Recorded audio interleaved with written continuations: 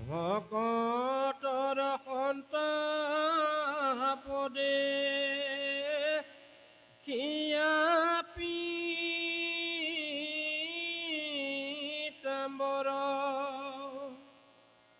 ভৈলন্ত আকুল কৃষ্ণ জগত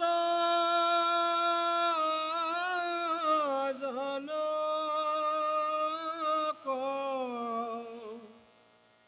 কমল নয়ন ভৰি বহয় লোটক পীত বস্তে মুচি মুখ তেজিয়া নিচাস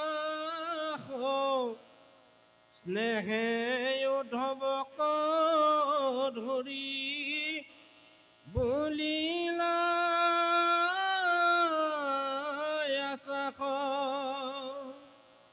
তেজি চিন্তা চিত থিৰ পৰা মহাশয়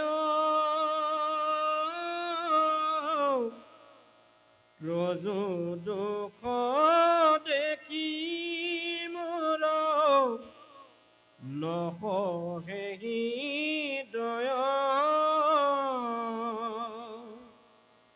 স্বৰূপে জানিলা তুমি আমাৰ আশ্ৰয় বংশ সংহৰিয়াৱে চলিব নিশ্চয় সাধিলৈ উদ্ধৱদেৱ তাহাৰ যত কাৰ্য নথাকিব ঠাইততো মাত কি বাবাজ দ্বাৰা কানগৰ সাগৰ ৰহত যায় বেতল মই গ'লে লোটক মিলিবে মংগল পিৰিবে দুৰ্জনকলি গুচিবে আচাৰ হইবে অধৰ্মতৰতি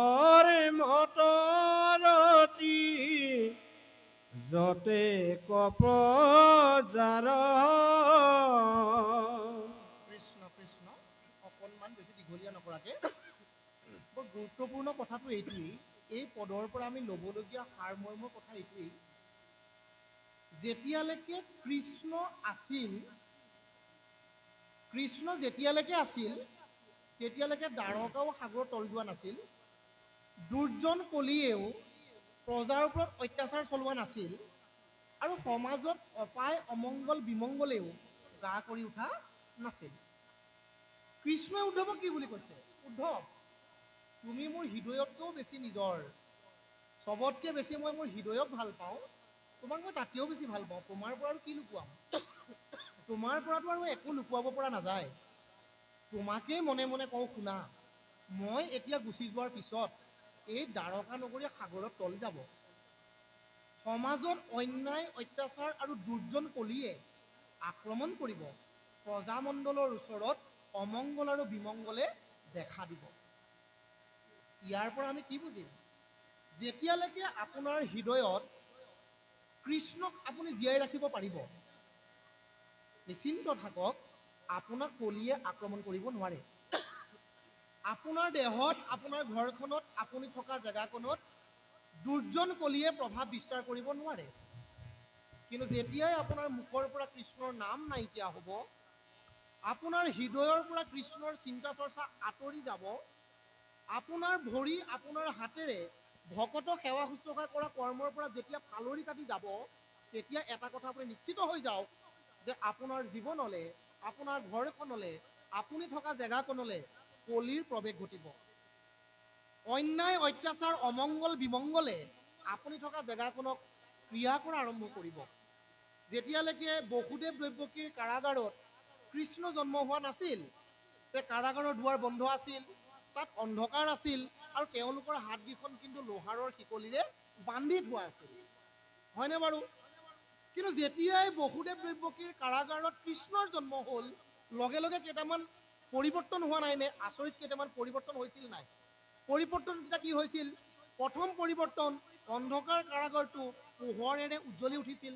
এক, বসুদেৱ দৈৱকীৰ হাতত বান্ধি থোৱা লোহাৰৰ শিকলিখিনি নিজে নিজে খোল খাই গৈছিল।